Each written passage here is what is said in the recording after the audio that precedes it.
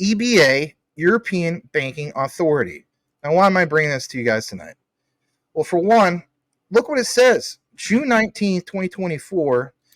And it's this whole thing of how they publish a regulatory, progress or products, I should say, under the Markets in Crypto Assets Regulation. To give you a background on this real quick, on the 19th, they published this package of technical standards. As we know, Gilbert-Verdi and the Quant network are all about standards. The ISO TC 307 standard. But it's the guidelines under MicAR on the topics of reporting, liquidity stress testing, think about how this sounds, and supervisory colleges. The package completes the delivery of EBA technical standards under MicAR. The package of EBA regulatory products comprises, of course, of these things. Now, some of you guys are going to be asking, and I'm ahead of you, what in the heck is basically MicAR? And that's a great question. So I want to discuss this for just a brief moment. And if you're wondering about it, MicAR, the acronym, basically stands for Markets in Crypto Assets Regulation, a European regulation that aims to create uniform framework for crypto assets. The regulation's objectives basically include, number one, protecting investors, promoting innovation, and ensuring financial stability. They have member states. They have this thing in the European Union about the member states. But basically speaking, everything involving crypto assets would theoretically be covered under a uniform set of rules. Four specific objectives of MicAR are increased protection against fraud for consumers. Now, did we forget in regards to Quant with authorize? Okay, fraud protection and so on. Everything being in line, getting all your ducks ready, all these tests that they've done, pilots and so on. That's where I'm getting with this. I'm going to show you a little bit more in regards to this. I'm going to full screen this. I want you guys to pay attention to some of this because I'm telling you flat out, the writing is on the wall when it comes to what? Regulations. In fact, do we have a final draft? Look at this. Yeah, this is why I'm bringing it to you guys. So let's zoom in a little bit more about this. Okay. Look what it says. I zoomed in so you can see it really nice and easy. Guys, I'm telling you flat out, Gilbert-Verdi gave us a taste the last few weeks. Okay. Swift gave us a taste. And then all of a sudden you see all this thing in alignment. Okay. Some people call it orchestration. Why is Quant on a rock star tour? London, Lisbon. Now to see this? And if anything, like we talked about EBA Day, well, this is EBA, European Banking Authority. So when I stated, guys, I don't think it's, laying out the regulatory framework. How about a final draft of that framework? Smash the like. Listen to this. This is good stuff. Because guess what? We've all pointed out since the last bull market, the height of the last bull market, 2021, at some point, this is going to get brought up. And boy, oh boy, you saw House Democrats being introduced some of this stuff, saying we're done with the tests. It's here. Gilbert-Verdi addressing everybody at EBA Day, 2-day event, Lisbon, saying this is your final warning and now final draft. So I'm going to read this. I'm not going to read all of it, but got to pay attention to this. This is good stuff. So this final draft about technical standards, the use of asset reference tokens. Think about how that sounds. Most importantly, what's called ARTs. Kind of funny how it's abbreviated. And electronic money tokens, EMTs, denominated in a non-EU currency as a means of exchange. This draft, RTS, specifies the methodology to be applied to issuers of ARTs and also EMTs denominated in non-European Union currency for estimated the number and value transactions associated to use of these tokens as a means of exchange. What's the purpose? Well, they're going to report under MicAR, but this has an aim at contributing to the objective of MicAR and monitoring, preventing risk that the wide use of ARTs and also EMTs denominated in non-European Union currency as a means of exchange may have on monetary policy, transmission, and monetary sovereignty within the EU. Now, I know that's a lot to take in, and there's multiple articles about some of this, right? But what's also interesting is when we get into this next part, but I want to point this out as well, and I do want to get Rue, I'm gonna put you on. You kind of maybe be a little bit of a deer in the headlight, and I apologize. But have you been following Rue in the past? Remember the UK? Hear me out. This is gonna, like some people are saying, put on your tinfoil hat. You call it whatever you want. Remember, was it a couple years ago? Remember how the UK left the European Union? Did we forget about that?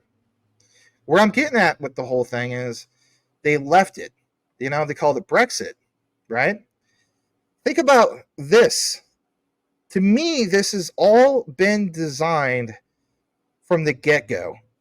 Brexit was like these little hints of things to come. And we understand Quant's ties to, the UK digital ministry and all these other things, Bank of England. Digital Pound Foundation. Oh, God, yeah, exactly. So to see this, again, is more pounding that home of the writing on the wall. One more thing I want to point out before we kick into what really, really stands out for me. It's the draft. It's more of the whole thing of like who's going to be part of the issuance. This draft provides templates, listen to this, guys, of related instructions that, and we'll go into this a little bit later, not tonight, but CASPS must provide to issuers of ARTs, EMTs denominated in this non-EU currency. Its reporting frequency related to reference, listen to this, remittance dates as well. The EBA will develop a related technical package, including data point model and validation rules. We'll publish it with a 4.0 reporting framework release. Now, when you see terms like this, number 3, guidelines on liquidity stress testing. Remember how we always talked about that, some people point out, QNT ain't nothing but a, ERC20 token. It ain't going to do nothing. They're not going to settle real-time gross settlements with a darn ERC20 QNT token. Yeah, true. That's why you have the overledger, blockchain agnostic. So the stress testing would be what, guys? M10. Remember we talked about that and connected to the RLN? So M10 allows institutional scalability of 1 million TPS.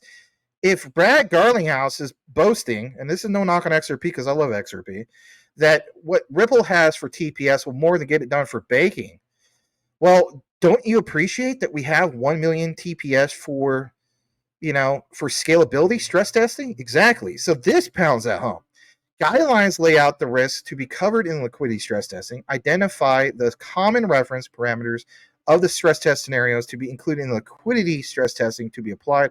Following application of these guidelines, the supervisor may strengthen liquidity requirements of the relevant issuer to cover those risks based on the outcome of liquidity stress testing.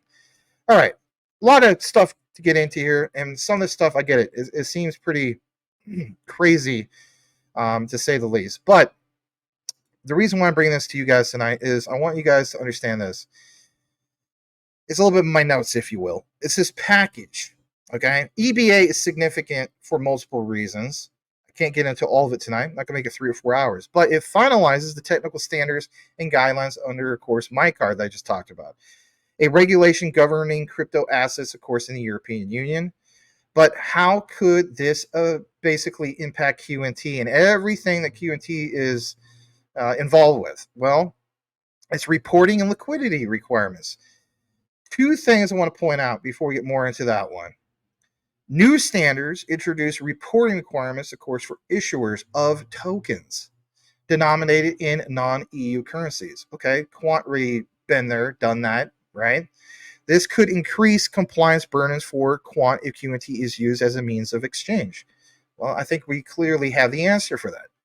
The guidelines, though, on liquidity stress testing could potentially lead to more stricter liquidity requirements for issuers, potentially impacting Quants or QNT if involved in activities requiring high liquidity. The answer basically is still with what? It is with the Overledger. You need real-time gross settlements? No problem. Overledger allows you to switch to the XRPL, right? You want to access on-demand liquidity? Boom, there's that. What about from, we get this flip of the switch moment, November 2025, if you will. IOTA sits at the table, and recently we showed that demo in regards to switching with Overledger with IOTA. This falls in line with that. What about trade?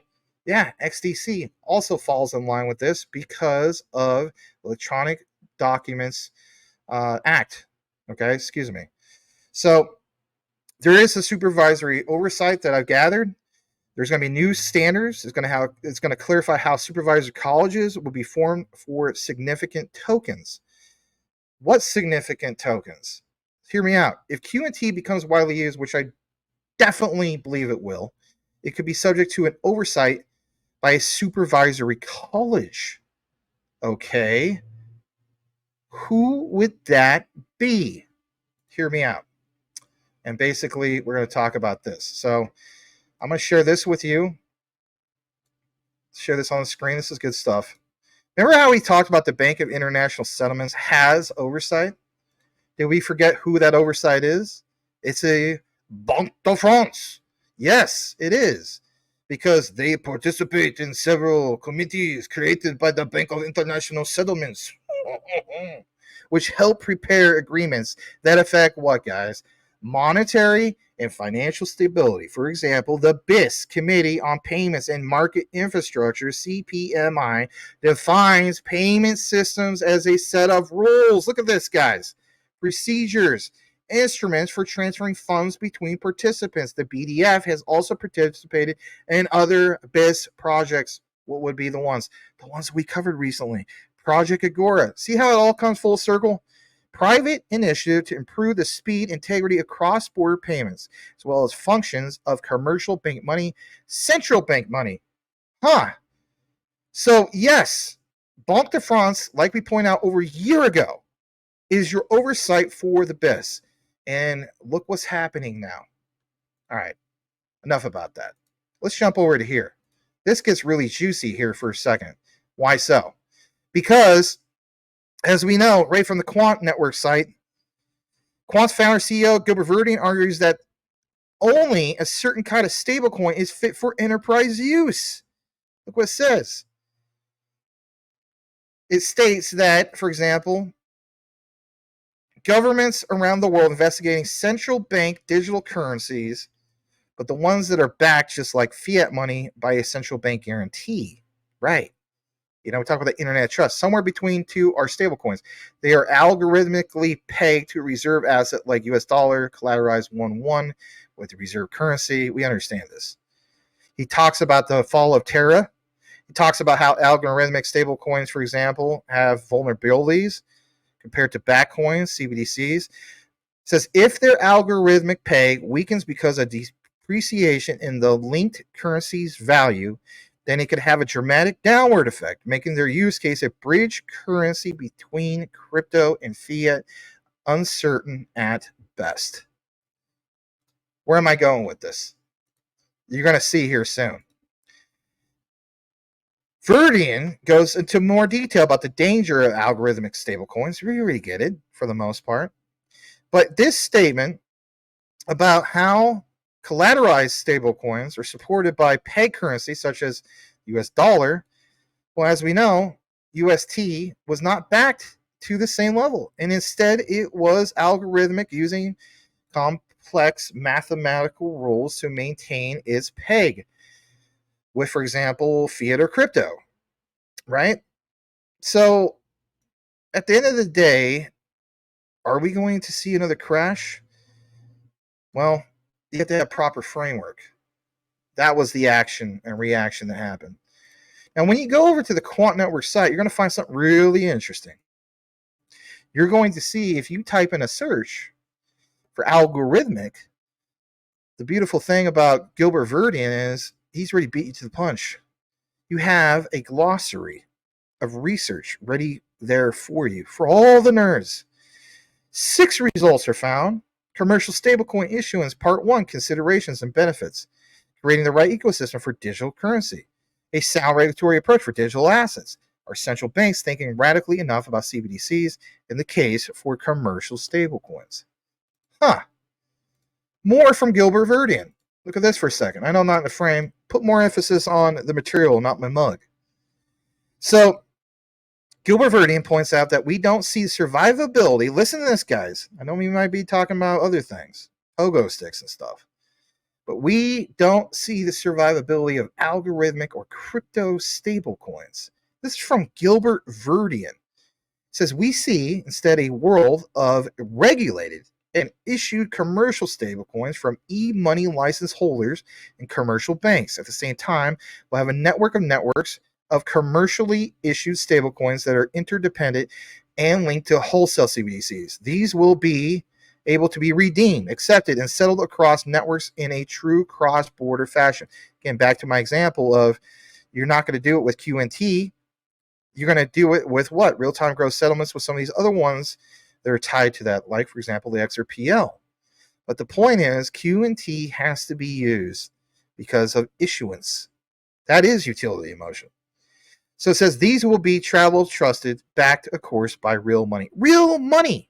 Now, people pointed out, if it's backed by real money, and that money is tied to the US dollar, then we have a problem. That's a great point. Last point.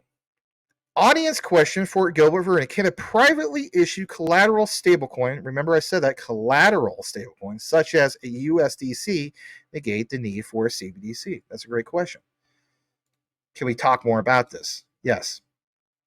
Gilbert Verdian mentioned a while back, yes, this wonderful guy here, that we don't see the survivability of algorithmic or crypto stablecoins. We see a world of regulated issued commercial stablecoins. Again, back to the whole thing of e-money license holders and commercial banks. Gilbert Verdian, founder, CEO.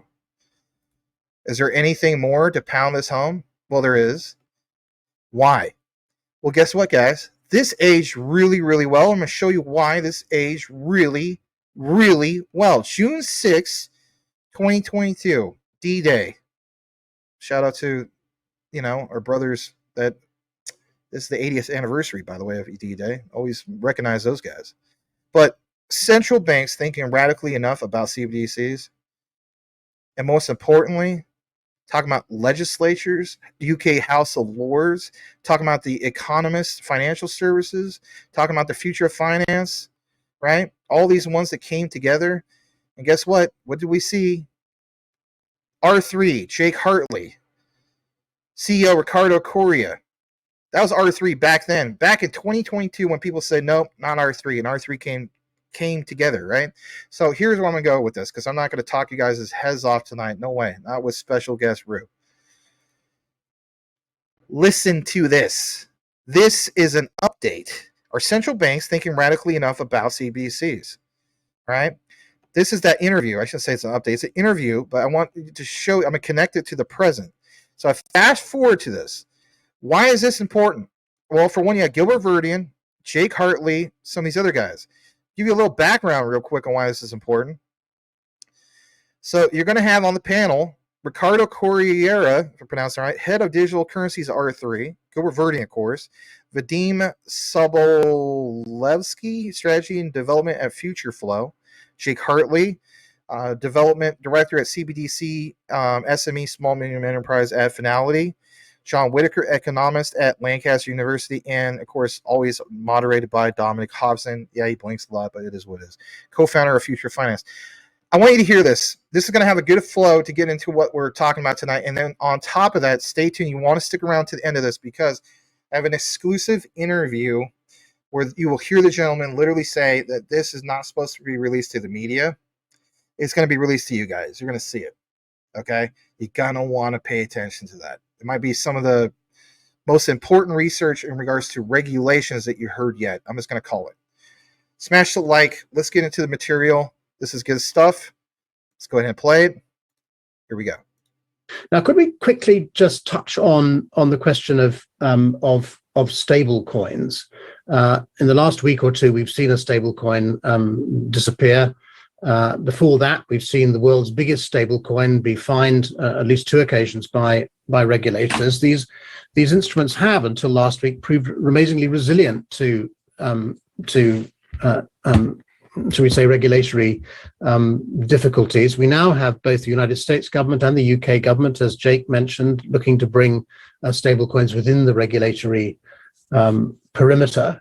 And what do you think the relationship between CBDCs and stablecoins is going to be going forward? We kind of used to think CBDCs would knock stablecoins out, but I think we're probably now arriving at a more nuanced view in which stablecoins survive for certain purposes but will be regulated. Now, Jake, you're nodding, so give us a view. Yeah, for sure. I think that, look, obviously making reference to Terra there and also Tether, I think that using those as an example, stablecoins at the moment are either in a rather dodgy domicile, whether it be the British Virgin Islands or wherever it may be, or supported by a vulnerable algorithmic technology, or in the best case currently commercial bank risk in the case of like a Circle or something like that. So this may be okay for retail markets, but I think quite significant difficulties in large value wholesale markets where a cash asset with the credit risk characteristics of central bank money is highly desirable, if not essential. I think, in parallel to this, I can answer a question which has come up in the Q&A there, a CBDC is a threat to crypto.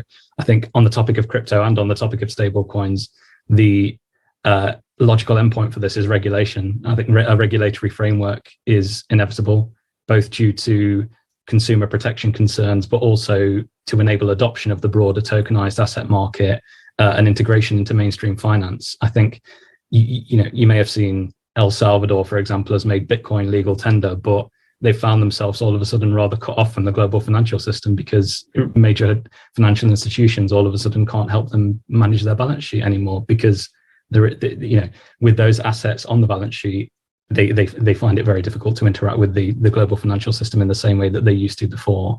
I think where we end up depends on what riders are attached to this inevitable regulatory framework, to determine what the boundaries are. Cynics might say that regulation of stablecoins might belie an underlying desire to restrict access to crypto asset markets, maybe even for reasons that central banks assume to be benevolent, like consumer protection. It's difficult to know until it happens, but in the retail space, things like Terra and Tether are massively unwelcome from the point of view of anyone who's seeking crypto asset legitimacy. I think in the wholesale space, it goes back to the point that no public stablecoin has sought to become that cash asset that's used for payments in this space, at least not in a serious way. By that I mean with a cash asset with the credit characteristics of central bank money rather than commercial bank money in the best case.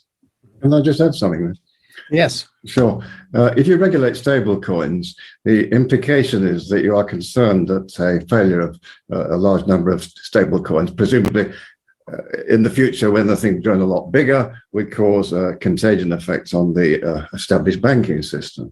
In which case, then you regulate them to try and make them behave. They're beginning to look a bit like banks themselves if you do that, in which case that raises for me the question, well, if you're concerned about the collapse of stable coins and the contagion effects, surely you ought to consider also lender of last resort facilities from the central bank, which is the protection that the standard commercial banks enjoy at the moment. Jake, your question for you, really. Do you think that we could expect that kind of recognition by the central banks, including this kind of safety net provided in case of trouble? I think that it's going to be inherently included. It has to be included in the overarching. The reason why I said at the start, that there's a wait and see approach, I think at the moment in the retail space is almost entirely driven by desire for consumer protection. So I think that these things are necessarily going to be front of mind.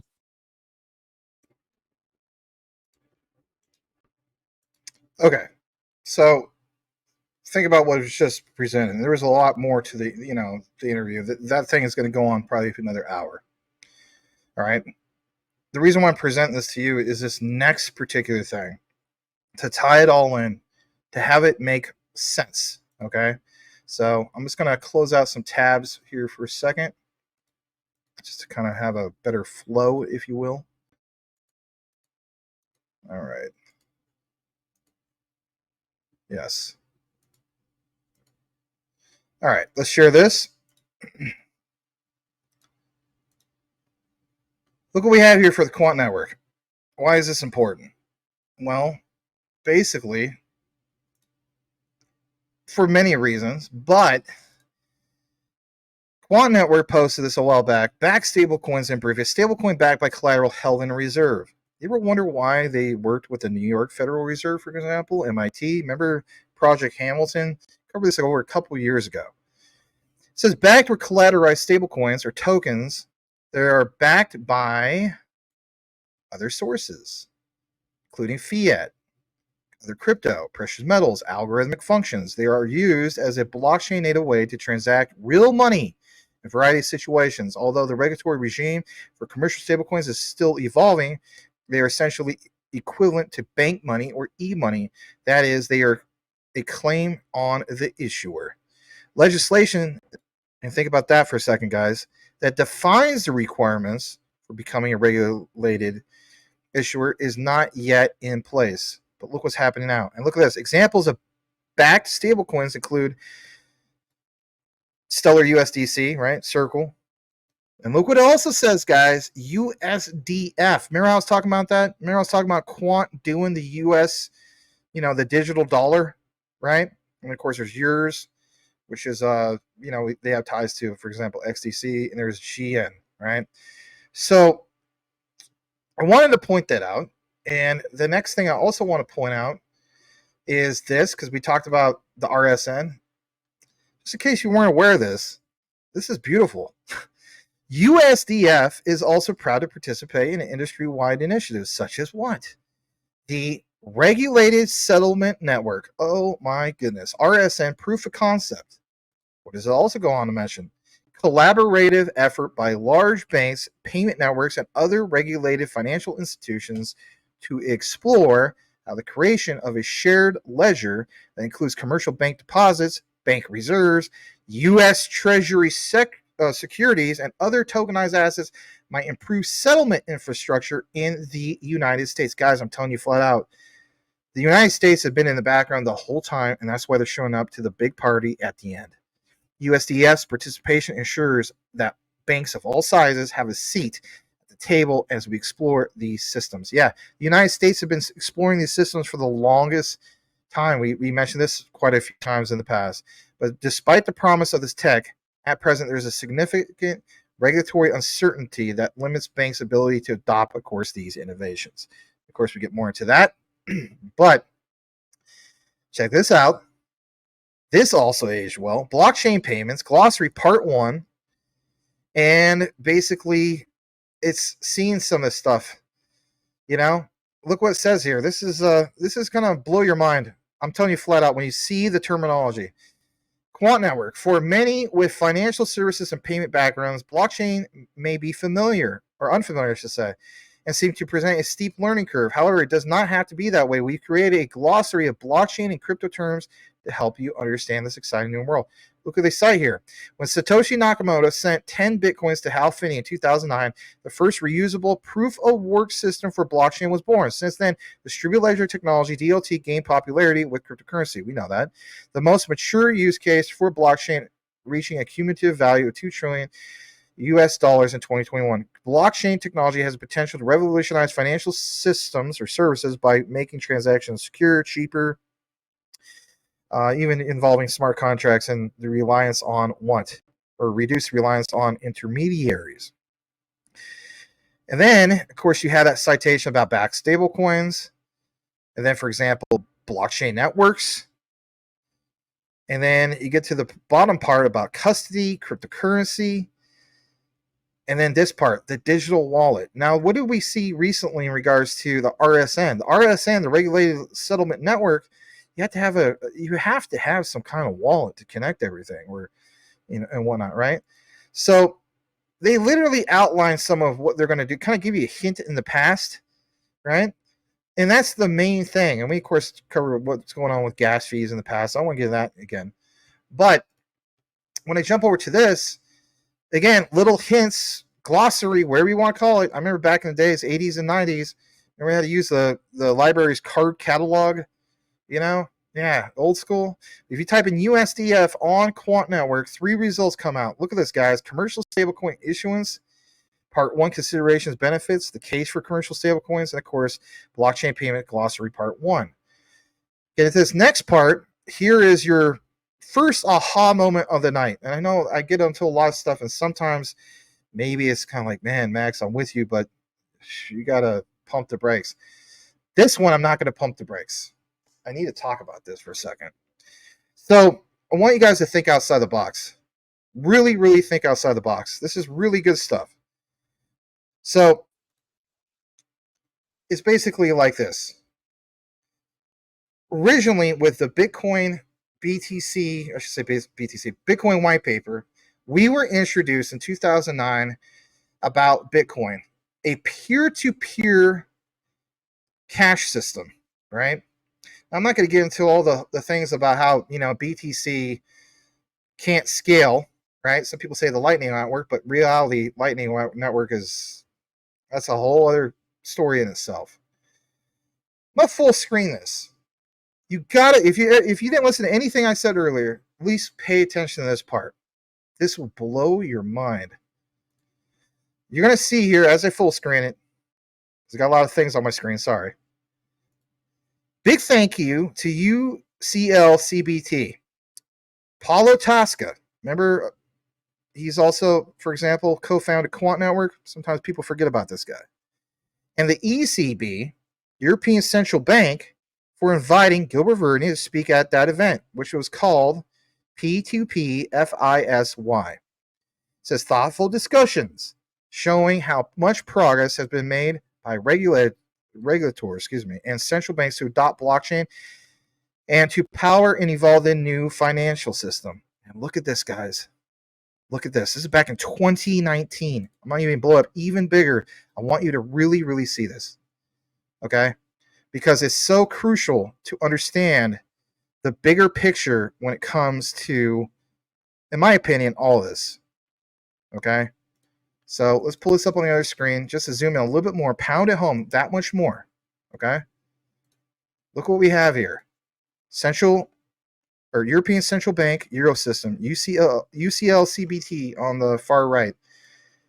Go further down. What does this say, guys? What does it say? Peer-to-peer financial systems 2019. This is back in 2019, Frankfurt, Germany. Look what else it says here. It's like a program. But what's most important is understanding if Bitcoin, a peer-to-peer cash system. What about Quant, guys? Remember we talked about Quant basically being like your second chance at Bitcoin, but with like 100 plus blockchains for interoperability. So if Bitcoin is the peer-to-peer cash system, we should look at Quant as being your peer-to-peer financial system. Now do you get where I'm coming from when it comes to this? All right, there's a little bit more in regards to this, and I want to recognize some of our guests here in just a bit. But I want to jump into this next part because this is also good. So actually, you know what? This is where we should pause. Okay? I am going to unveil for you guys tonight, this right here, for the first time ever, the RSN United States proof of concept. I have fast forward to this part. This part, you'll hear this gentleman literally say this is not to be released to the media. Thank you for tuning in tonight. I'm going to release it to you guys. The RSN US Proof of Concept project. I am Charles DeSimone, a managing director with SIFMA's Technology and Operations team, and we really appreciate you joining us today for our webinar introducing the Regulated Settlement Network, the RSN. As we start this exciting project, we're very pleased to have this opportunity to meet with you all to share its background and goals. Before we start, I would like to remind participants that this event is closed to the media and is only open to market participants. SIFMA will be serving as the project coordinator for the RSN project. Our hope is that the learnings from this project will help drive forward responsible innovation in the capital markets and help the industry broadly understand how ledger-based infrastructure can build more efficient, innovative, and resilient markets and processes. As SIFMA, we have consistently advocated for the integration of ledger-based operating models within the securities regulatory framework. We really feel this project highlights the value that they can offer and is a great opportunity for the industry broadly to learn. We've brought together today for this webinar a great group of panelists from the firms that are taking part in the RSN project today. You can see their names on the screen and they will introduce themselves as they move through the presentation. As you can see, they bring together a broad range of firm types and business models to collaborate on this exploration. The webinar today will cover the background of the RSN, its core concept and design principles, and introduce the structure of the project and some of the use cases we'll be exploring. If you have any questions, please ask them via the Q&A button in the webinar window, and we'll try and leave some time at the end of the session to answer your questions. With that, I will hand over to Artem from Citi to start us off. Thanks, Charles. And hello, everyone. My name is Artem Korniuk, and I'm part of Citi's business development organization with a focus on digital assets. Before we dive into the details of the project, its scope, its deliverables, we felt it might be useful to start from the beginning, as they say, and talk a little bit about the origination story behind the regulated settlement network and what brought us here today. So if we take one big step back, if you will, the original concept, which you'll hear more about in the next few minutes, goes back to 2021 to a white paper that was initially published by Citi, which really proposed this concept of a global network of regulated liabilities that is programmable, always on, and can span across markets and jurisdictions. That paper was really meant to serve as a contribution to the global debate on the future of money, and it was actually quite resonant across the industry, piquing interest from policymakers, central banks, and financial institutions, both large and small. So on the slide here, you'll see a general outtake of just a number of projects and events that were either stemmed from or were influenced in one way, shape, or form by that original concept. Let me just highlight a few examples to give you a little bit of color. So in 2022, for instance, in the US, a group of public and private sector institutions came together to partner on an industry POC in exploring the benefits and the general viability of the RLN concept around the digital US dollar. That project considered wholesale use cases involving both central bank, commercial bank, and e-money liabilities. In Britain, similar timing, in Britain, the UK Finance, along with a number of its members, came together to explore the same concept, but this time applied to the digital pound, and really looking at it across a variety of potential use cases, including both retail and wholesale. By the way, just a flag for the group, the second phase of that UK project kicked off just earlier this year, and you can find additional details behind it online. Anyway, so around the same time, this RLN concept was also closely explored and considered by a number of public sector institutions, including the BIS, for example, who published a unified ledger blueprint in 2023, and most recently announced Project Agora, which both of which really closely align with the key principles that we are testing here. Speaking of the US project, the findings from that project were very positive, and one of the conclusions from the group involved in that initiative was really this need to expand the RLN concept to also test the benefits of adding securities onto the same network. Obviously, looking at it closely to understand the benefits and the considerations or implications is pretty pivotal. So that took the RLN concept beyond just central bank and commercial bank liabilities, beyond the payment space, and hence the regulated settlement network project that we're here to talk to you about today. But more on that in maybe just a second. So just to round this out, in a nutshell, since 2021, this RLN concept has really been actively explored again across the market, various jurisdictions, and most importantly, in close partnership between the public and the private sector. So that's kind of its common denominator, if you will. The RSN project that you will hear about today is really a continuation of that industry collaboration and really a joint exploration for how to best upgrade or modernize the critical infrastructure that's underpinning our markets. So with that, I'd like to hand it over to Rob Morgan from USDF to double click on some of the specific hypotheses and really the additional details behind the phase of this specific project. So Rob, over to you. Great. Thanks so much, Artem. For those of you who don't know me, Rob Morgan, I'm the CEO of USDF Consortium. We're a group of mid-sized regional community banks working together on tokenization. We're excited to be part of these tests.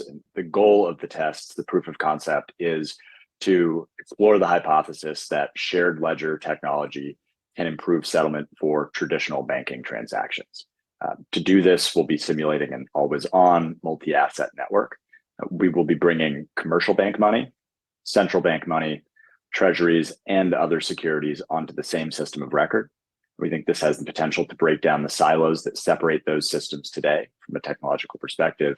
And we want to explore the benefits around reducing risk, allowing for better interoperability and faster transactions. So our hope is that this allows us to leverage the benefits of tokenization while maintaining the same market structure, roles, and regulatory oversight that exists today.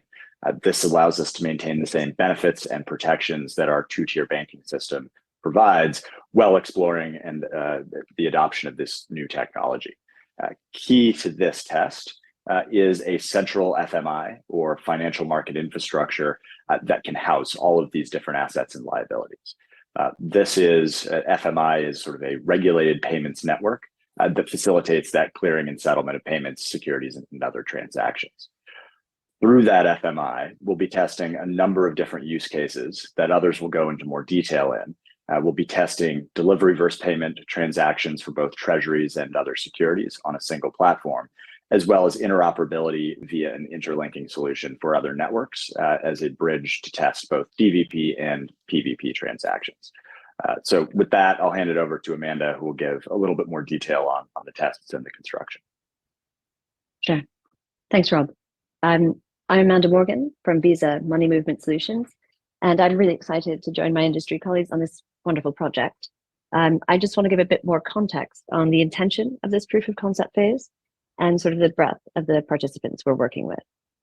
So what is the proof of concept? Well, the RSN proof of concept builds on the great work that's already been done, as Artem mentioned, and it starts to assess the viability of a permissioned and regulated shared ledger, holding both securities and liabilities for 3 separate settlement use cases. So I'll just outline these here. They are 3 domestic settlement use cases, beginning with 1, our base use case of RSN as an FMI, or financial market infrastructure for security settlement. And then we build on this to explore 2, a security-led delivery versus payment settlement, followed by 3, a tokenized payment versus payment. So the intention is to bring to life and explore the opportunity for regulated shared multi-asset ledger. And at the end of the POC, this group will publish a business, technical, and legal report for each use case. Just one more note on the scope, as it's outlined on the slide. So the RSN initiative remains grounded in the regulated space and seeks to evaluate the potential for technology to enhance settlement of several regulated instruments. We're not evaluating opportunities in the unregulated space or leveraging public and/or permissionless infrastructures. In terms of the participants, this endeavor is only possible because of the commitment and participation from industry-leading public and private organizations. So we're fortunate to have a diverse range of project contributors with SME experience across this POC and the continued involvement of NY Innovation Center as a technical observer. So with that, I'll hand over to John from JP Morgan to share more detail on the use cases, specifically the first one. Thank you, Amanda. John Schwartz, JP Morgan, and I'll be walking folks through the base use case. So as Artem mentioned, we are leveraging work done previously during the PVP pilot for RLN Phase 1, complementing that use case by incorporating a securities leg into the workflow. Goal here is to achieve near real-time DVP settlement within the FMI. By having both tokenized public and private forms of money and tokenized US regulated securities in the network, it should enhance the market's ability to settle securities transactions with a greater degree of precision, reducing settlement risk, enhancing available liquidity, and reducing operational inefficiencies faced by financial institutions today. Residing within the FMI are participant partitioned ledgers, warehousing tokenized central bank money, tokenized bank deposits, and in this base use case, tokenized central bank treasuries, the latter originating within the Fed securities partition, which you can think of as a tokenized version of FedWire. There are a number of potential benefits in realizing this type of US Treasury settlement flow. The first benefit is, as I mentioned, near real-time settlement. In this base use case, we are assuming an underlying US Treasury transaction could be an outright cash buy, sell of a bond, or a US Treasury repo transaction is executed through regular way channels outside of the RSN FMI. Once executed, details in the transaction are submitted through the RSN FMI within each of the executing bank partitions, including with a DVP settlement of tokenized treasuries versus tokenized deposits. As I mentioned, one of the first and primary benefits is near real-time settlement of a DVP transaction. Delivery versus payment in this context is generally detached from the execution of the underlying transaction in real-world flow. The delay creates intraday liquidity issues. Additionally, the uncertainty around settlement timing shortens the time frame in which settlement discrepancies are identified and resolved, an issue inherent in the use of today's existing settlement architectures. By leveraging an FMI capable of settling DVP transactions, you can validate cash and securities positions near real time, smoothing out the market's ability to settle large amounts of transactions in shortened timeframes. Another benefit is the potential for expanded liquidity access. Reducing uncertainty, even in settlement flows, ultimately promotes liquidity. In terms of the price, cost of that liquidity, the provisioning by market participants of it, as well as when that liquidity is available to the market. With that, I'll hand it over to Jack. Hi, everybody. Jack Puderoyan at Swift, focused on our digital assets and digital currencies. Like the comments from others, we at Swift are excited to participate in the continued industry collaboration and explore the multi-asset use cases for shared ledger technology. In addition to transactions taking place within the RSN, equally as a group, we felt it important to simulate transactions between the RSN and other third-party networks, or simply put, adding interoperability to the scope of the POC. While the theoretical benefits of having all parties and assets on a common ledger are substantial, in practice, we can also recognize that the reality of achieving the scenario is far more complex. And the group's working assumption is that there will continue to be a multitude of separate networks that will need to interoperate across the world. So by including interoperability in the POC scope, we note three key objectives. The first is to demonstrate the ability for the RSN to connect to both new and traditional financial networks, and thereby avoiding the creation of a new, larger digital island. Second is the ability to test and compare intra-network transactions, for example, entirely within the RSN with asset and cash on the same ledger, and similar cross-network transactions to enable a form of A/B testing. And the third is to demonstrate the potential value of the RSN as a settlement venue for other networks to have final settlement of transactions in central bank money, which then brings us to the approach that we're taking. So as we know, there are different approaches and models to interoperability. For the scope of the regulated settlement network POC, we've elected to primarily leverage a network interlinking prototype that has been developed by Swift. So in simple terms, that combines a lightweight interface component referred to here in the materials as the Swift connector, along with orchestration capabilities from a simulated version of Swift's transaction manager platform to orchestrate the cross-network transactions. What this will enable is a secure, standardized, and scalable means of interlinking different types of networks. It remains technology and network type agnostic.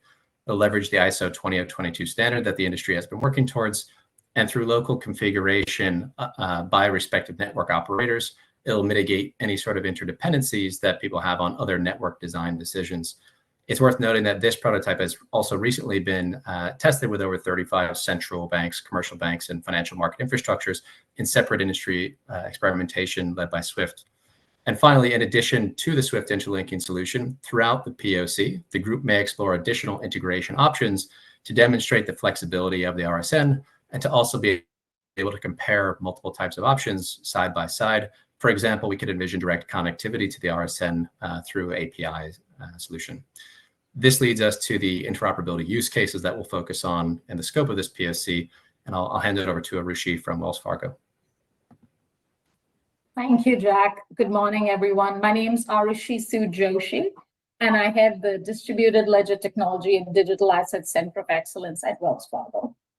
My peers have already established that interoperability is crucial for scale and value. We know that cash and other assets will continue to exist on other networks other than RSN.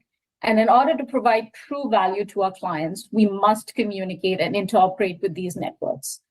The promise of tokenization of securities is access to liquidity, 24/7 network availability, near real-time settlement, and of course, reduction of operational risk regardless of the network. Therefore, interoperability, improving interoperability is an important goal of this experiment of phase 2 of the RSN. We're going to demonstrate our hypothesis of interoperability using an illustrative example. I'm not going to drain the slide, but I'm going to help you try and visualize how interoperability might look like if you had assets or securities on a network other than RSN. So if you look at the visual, and if you've been tracking phase 1 of RLN or RSN, you'll see that the top portion, which has the FMI, is essentially the same. But you have an additional network here, which is, in this illustrative example, Broadridge DLR. There could be other asset networks as well. And our goal is to demonstrate interoperability using the SWIFT connector.